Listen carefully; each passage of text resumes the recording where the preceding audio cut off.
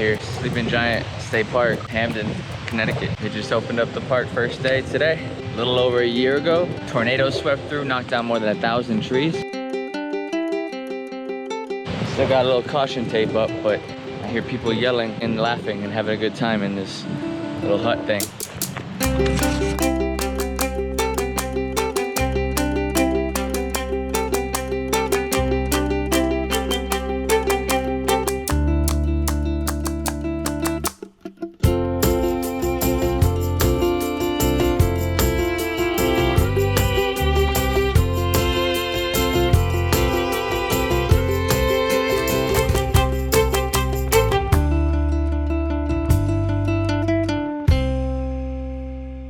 Been up here now about half an hour. Been too soaked up in the moment to even take the camera out.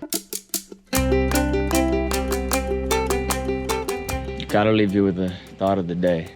To give ourselves some alone time in this stressful, crazy, lonely world. I think we've believed the stigma that being alone is not good.